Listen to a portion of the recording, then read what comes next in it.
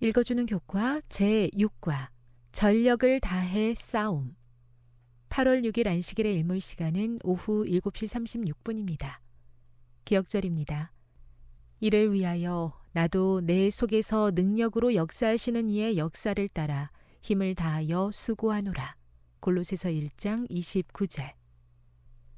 남녀 두 사람이 함께 토크쇼에 출연했다.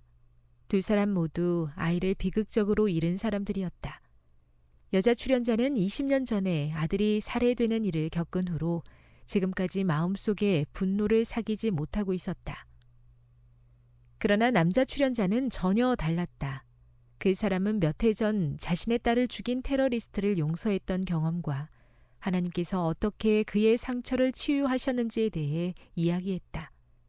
이 남자는 고통이 아무리 클지라도 우리 삶의 가장 어두운 순간에도 하나님께서 어떻게 치유를 가져다 주실 수 있는지 보여주었다.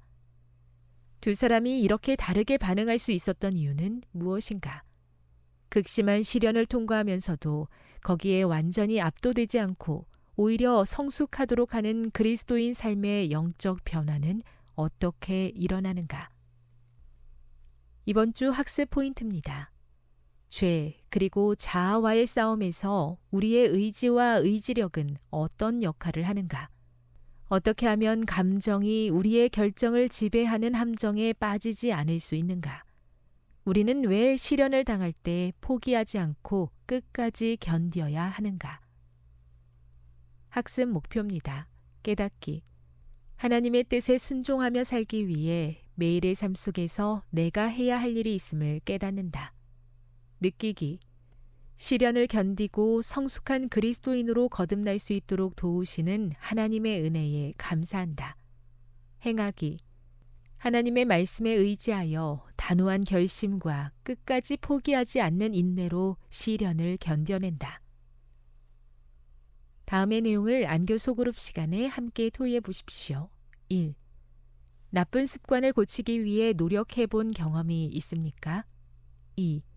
성령께서 우리를 위해 하시는 일에는 어떤 것들이 있습니까? 3. 바울은 하나님의 역사와 인간의 노력의 관계를 어떻게 설명하고 있습니까? 4.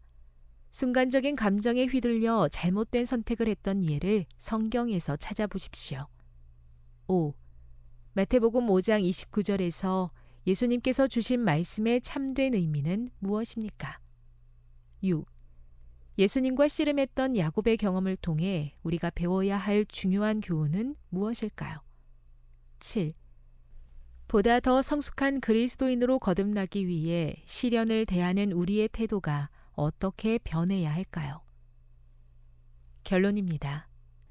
성령님께서는 죄를 보여주실 수는 있지만 우리로 하여금 억지로 회개하도록 하실 수는 없습니다.